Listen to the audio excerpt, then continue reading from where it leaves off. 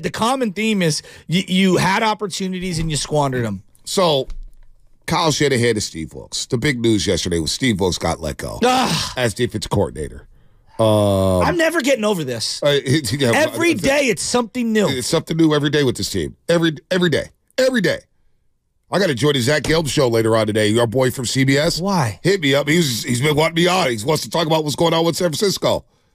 Yeah, you tell everyone around the country I'm MIA. I'm busy. Sure, we'll do that. Sure, I will do that. Do we have sound yesterday from Shanahan relieving Steve Wilks of his duties? Can we just play that for us? Let's set it up by that. Here's Shanahan announcing the change at D coordinator. Sleeping on this for a few nights and trying to come up with a few tough decisions. But this morning I relieved Steve Wilks of his duties. Going to end up making a change here at defensive coordinator. Really tough decision because it says nothing about Steve as a man or as a football coach. I mean, he's exactly what we wanted as a man. He is a great football coach, but just where we're going, where we're at with our team, from a scheme standpoint and things like that, looking through it all throughout the year, through these last few days, felt pretty strongly that this was the decision that was best for our organization. Even though it was one I didn't want to make, it was something that once I realized that I think a different direction is what's best for our organization, then it's something that I have to do. So I let him know this morning, and I know I wasn't able to let you guys know yesterday because I wasn't sure about it yesterday, but I am now. So he didn't want to do it, but he did. But I get it. He had to make a move, and this move was coming. I didn't want to break up with you. Yeah. But after sleeping on it a couple nights, it's like, Kyle, and this is where I get you got a posture and you have to put out, you have to put things out the right way. It's like, dog, you were thinking about firing him week 5. Yeah. Or whatever week it was for that Minnesota game. After the Cleveland game. Monday Night Football. All right. Monday Night Football, Deebo Samuel's out, Trent Williams is out. Christian McCaffrey plays. And the old famed zero blitz. Do we have the zero blitz highlight, Spadoni? The zero blitz highlight on that one. Pull it up. Well, because before halftime, Kirk Cousins was lighting them up. But the Niners were about to get off the field. And there's no time left on the clock. You just play soft, prevent defense, get off the field, go into the locker room. But Steve Wilks ran a zero blitz. Charvarius Ward didn't get the interception. Jordan Addison, let's go ahead and play it. Joe Buck on the call for ESPN. 3rd down and 6. Blitz off the edge. Cousins throws, and it's taken away by Addison for the touchdown. He and Charvarius Ward fighting for the ball, and this time Addison takes it for the score. Vikings go 5 plays, 75 yards in 54 seconds, 60-yard touchdown for Jordan Addison. Wilks runs a zero blitz. Niners go down 16-7 at halftime. And they were never able to come back, although Steve Wilks' defense only held they did hold the Vikings to 2 field goals in the second half. Brock Purdy threw 2 picks in the fourth quarter, but we don't want to talk about that because Brock Purdy could do no wrong around these parts, right? That's basically what people told me after that week. He threw 2 interceptions that week, but, he was concussed. He threw 2 more picks in the fourth quarter the next week, but it wasn't his fault. See, Steve Wilks got to blame for everything. And I don't think Steve Wilks is the perfect defensive coordinator. But did we all just kind of scratch our head? Think about the situation he was put in. Again, I don't think he was the best defensive coordinator. I had a lot of problem with some of his calls this season. But he told us midway through the year, I'm still learning the scheme. This is not my scheme. So I put this on Kyle Shanahan. You picked an outsider to run your defense, to run your 4-3 with the wide 9 front with the defensive line. You did that. We couldn't find anybody who knew this system or knew how to run a wide 9 or a 4-3 defense. Steve Wilks is a blitzer. Now, he may not be a great defensive coordinator. Did well in Carolina. He's had his moments. But again, he was running Shanahan's defense. Now, the zero blitz, that was a fireable offense. That was awful. I mean, he did that. He blitzed on 3rd and 1 or whatever, and they hit the crosser to Rashee Rice. There were situations. Again, this is the thing. For me, it's not about the Super Bowl. It's about the cumulative. All year, the players were telling you all year. The coach was telling you all year. They had to drag him down to the sidelines. Now, is he good, great, bad? He's whatever, but he's clearly a downgrade from DeMeco Ryans. And then number 2, sometimes guys just don't fit. I don't think he fit. I don't think he fit. Let me ask you this. Let me ask you this. Was the personnel better this past season defensively than it was in 2022? It was no, because you had Jimmy Ward, Charles Omenihu, Ibukam. You had more depth, and Al Shair. You had more depth in 2022. But I also think D'Amico Ryans is clearly a better coach. No doubt, he's a better coach. Like both better, are true. Yeah, both are true. But he didn't have the same personnel. No. He is a better coach. No, and then you bring in a coach again who can't bring in his assistants to run his defense. He has to run Kyle Shanahan's defense with all these holdovers from D'Amico Ryans' staff. Right? That's a tough spot to be in. no doubt. But he accepted the job. He accepted the job. He accepted the job, and he tried to meet the challenge. But let's not act like Steve Wilks blew that Super Bowl. Okay, he runs the blitz on 3rd and 4, Rasheed Rice. I get that's it. a different conversation. And it's a different conversation. He runs the blitz because you had to try to do something. Mahomes is cooking. You got to do something. Mahomes kills the blitz. We all understand that. But he also kills his own defense. Predictable at that point in time. Well, Fred Warner did get hugged on that play. No There was doubt. no holding call. Whatever. Not going to make excuses about that. They missed a lot of holds in that football game. That was a tough play. You got beat by the blitz. No doubt about it. But Bonte, But we're supposed put the to have Super Bowl to the side. But we're supposed to have this explosive offense, right? You scored 22 points. The offense, to me, holds more culpability for that loss in the Super Bowl. No, I agree. But this decision was not based on the Super Bowl. Just like you're not going to pay Chase Young or even Juwan Jennings. Juwan Jennings is also a free agent. Right. Are you making financial decisions on keeping or allowing them to go based off just a Super Bowl? Actually want Juwan Jennings back. No, I do too, but I'm saying you need a guy like but you're that not on paying your him roster. $30 million he's not. No, because he had a doubt. good Super No Bowl, doubt. No right? doubt. So, like, to me, when I look at whether I'm hiring, firing, extending, declining options, whatever, it's never one game. It's the totality. No, it is the totality. So, like, he had a great game for the most part in the Super Bowl. Great. I think they underperformed at various points all year, and I don't think he's the right fit. We've done shows with people. We hit with some guys, like I hit with you, okay? There were other people I worked with where I just didn't fit as well. Doesn't mean they weren't good in their own right, or they could be better with someone else. We don't click, and that happens. So we say that he underperformed this year. So the Niners started off 5-0. They started off 5-0, and they had the hairy first half against the LA Rams, and they switched it up and made the adjustment to shut the Rams down in the second half. They were basically scoreless until the final field goal at the end of regular. They kicked 3. They had 3 points there, but first 5 weeks, Niners go 5-0. We had no question about the defense, right? We're like, wow, defense is really good. Well, they had just destroyed Dallas. You know what the topics were? What's the better unit, the offense or the defense? That was the conversation through the first 5 weeks of the season. So then the Cleveland game happens. They give up 19 points and lose to P.J. Walker. But we could all agree the offense went, 3 and out on 8 or 9 straight possessions in that football game? And then Kyle Shanahan, again, clock management late in the football game. Now, I'm just trying to think of the talking points after each game. Cleveland game, you ran 16 seconds off the clock in the final 3 minutes, and you ran 3 straight passes against that defense. You gave up 19 points. It should be good enough to win. But it was also as a third stringer. Right, third stringer. But come on. But you lost to a third stringer, but your offense didn't do anything. And they didn't have their running back. Like, I'm just 19. Kareem Hunt's no chump. I know, but come on. Brock Purdy, did he not throw an interception? They gave him great field the offense position. wasn't good. Like, teams win and You lose. give up 19 points in a football game, you should win. But you can't gloss over the win. So, like, great example, week 1. Like, let's just go week 1. All right, Bosa shows up last minute, and that's on the team and Bosa. But Bosa shows up last minute. The final 2 minutes of that first, the Niners just went prevent defense, and we all lost our minds. What is Steve Wilks doing? Yes, we did. They gave up 7 points in that football game. They went prevent right before halftime, and everyone lost their minds. They gave up 7 points in that football game. And they shouldn't have gave up any. They won 30-7. They should have won. At somebody's house. I remember distinctively. They almost shut out Pittsburgh in their own building. What are you talking distinctively about? Everyone was saying, what are we doing before halftime? You were up to 21-0, and you let them back. Happens. I'm just saying. The first game of the season. We can't just look at the losses. It was 20-7, and as soon as the halftime happened, McCaffrey rushed for 70 yards and the game was over. They scored 7 points in the game, Shasky.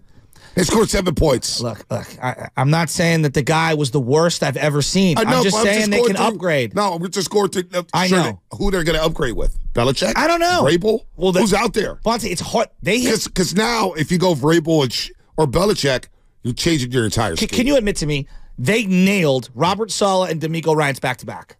Yeah, but even they had their struggles. No doubt. Through 2 years, people wanted Robert Saleh fired. D'Amico was excellent, and their personnel was excellent. Through the first part of the season, people wanted D'Amico out of here. Oh, I remember.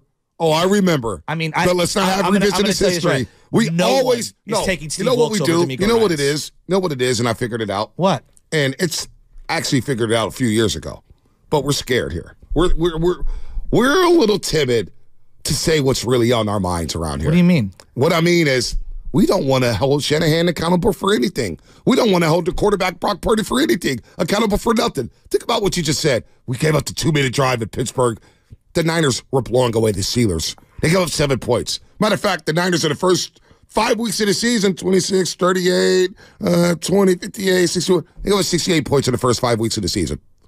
I mean, they went against Daniel Jones, Kenny Pickett. Like, I get what you're saying. Now we're nitpicking. But no, but like I listen to the players. But I listen to the players. Like Fred Warner. Does Fred Warner know football? He clearly was like off kilter with the defensive coordinator all year. Well, that's Kyle's fault for bringing in an outsider. I'm not saying. You know what I'm saying? Yeah, he's trying to rectify the mistake he made. And so he came down to the booth. You gave up 22 points to the Vikings. 22. All right, you give up the 0 blitz at halftime. We all went crazy. We agree. That's a terrible play call. It was one of the worst calls we've all seen. Awful. But you gave up 6 points in the second half, and Brock Purdy threw 2 picks in the fourth quarter. Who had a great year on defense? Did Brock Purdy not throw 2 picks in the fourth quarter of of that football game to win? That's a separate conversation. All right. Let's look at the defense as a whole. Like, right now, who had a career year this year? Fred Warner. Fred Warner was... He was excellent. I wouldn't say career year. He was excellent. Through the end of the regular season, we said this guy should be DPOY. Okay, all right, you know what, fine. I was going to say Diamond Lenore had a career year. Yeah, Charvarius Ward was all-pro. Okay. But their was he not all-pro? He was good. Their defensive line underperformed How's dramatically. that on Steve Wilks? How's that on Steve Wilks? Where's Chris Kosaric at? Well, he deserves some of the blame as well, and injuries for Eric Armstead not playing a lot. But Vontae, we all agree. We all agree, though. Hold on. I don't want to cut you off, but I just want to step at a time here. We just talked about how the personnel was better in 2022 than it was in 2023. Yeah. The D-line depth was not as good as it was in 2022. And then you bake in the injuries, the D-line underperformed, right? And their depth, John Lynch literally had to go trade for Randy Gregory and Chase Young. But Bonte, literally had to go do that. Do you think they were in sync, back end and front end, the defense? Listen, when they came out the bye week, they got 3 points to Jacksonville. And we all said, oh, boy, the defense is back, right? They got 3 points to Jacksonville coming out of the bye week. Tampa Bay, you held them to 14 Knowing what points. we know now, like Jacksonville wasn't a good football team. Okay, all right, so they don't make the playoffs. The Niners broke them. Tampa Bay, did they not make the playoffs? Yeah. They held them to 14 points, right? Yeah. We had a new problem, right?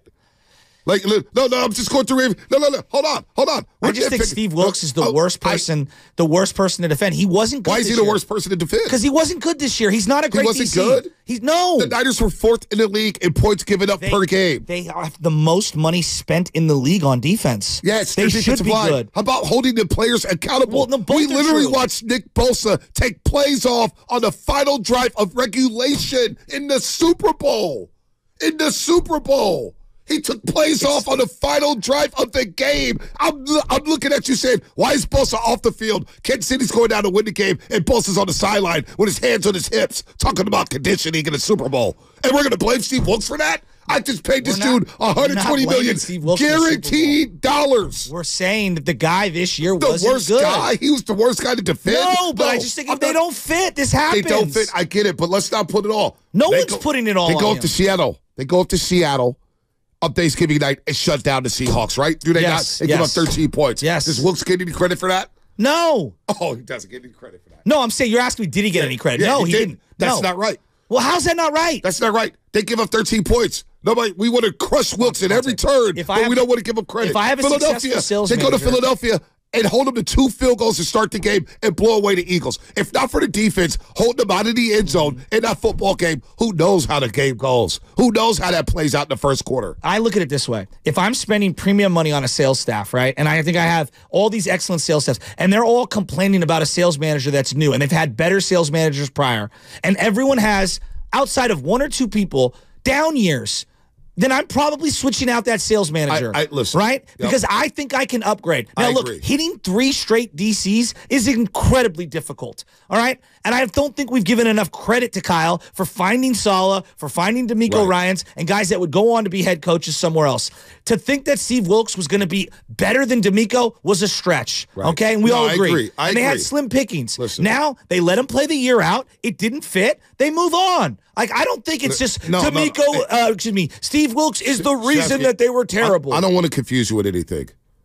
I agree. moving on is probably the best move for Shanahan and Steve Wilks. There we go. I agree. Steve Wilks wasn't a better fit, but let's put context into everything. Let's not forget the nuances of everything that happened this season and not blame Wilks for everything. Well, no, Kyle deserves blame for hiring him. Steve Wilks is being scapegoated here. It is what it is. It's not scapegoated. No, he's getting scapegoated. He's getting scapegoated. He's been on 8,000 teams in 25 years. He told us midway through the year. Midway through the year, Monte, I'm still learning the scheme. If you were to this name ain't my defense. Name the best DCs of the last 10 years. You'll name 15 before you name Steve Wilks. Okay, that's fine. I don't know 15 D coordinators. I don't keep up with D coordinators like that. Is he better than Dan Quinn? Is he better than Gus Bradley, who continues to have jobs? Steve Wilks ain't that bad if he continues to get jobs, right? He keeps getting jobs. He ain't that bad. He gets jobs all the time. He stays employed. He ain't that bad. He was that bad, he wouldn't be getting these jobs. But Shanahan, here's Steve Wilks admitting that he's still learning the defense. I think you have to, because it's based off the defense. This defense is a unique defense, and there's certain things that go with that particular defense, and I'm learning that, and there's certain things that you can't sway away from. So as we evaluate, as I evaluate and talk to the coaches, most importantly, as well as Kyle, I see those things. So, again, that's why I'm not panicking. I know we have the personnel. I know we have the talent, and I just got to do a better job putting them in position. Here's Steve Wilks again on what it's like learning this defense. It's always challenging. When you've done your own thing for 17 years, it's a little different, but I'm encouraged. I got a great supporting cast. These coaches that are around me are phenomenal. They know this defense. They know their craft. These players are great. So we're all in this together, man. So I'm not hitting the panic button at all. I got a question for you coming up on the other side as you're listening to 95.7 The Game, KGMG, FM, and HD1 San Francisco. Don't forget, you can also watch us every day on our YouTube. It's Twitch streams this long. I got to search 95.7 The Game. I had to squeeze a legal in here because we're going up against it. Be sure to like and subscribe to the channel while you're there. Brought to you by First North Credit Union. Smart choice for low auto low rates. It's super simple online application process. The beginning of the year. Let's go through the timeline here. The beginning of the year. Man. Our back end isn't synced up with our front end. Middle of the year. We got to drag this guy down to the sidelines. I can't communicate with him. This is one of your leaders of your organization. They gave up 68 points in the first 5 weeks. I don't care about the results. What do you the process was clearly flawed. It was flawed, yes. It's the NFL. Everything isn't perfect. It's not perfect.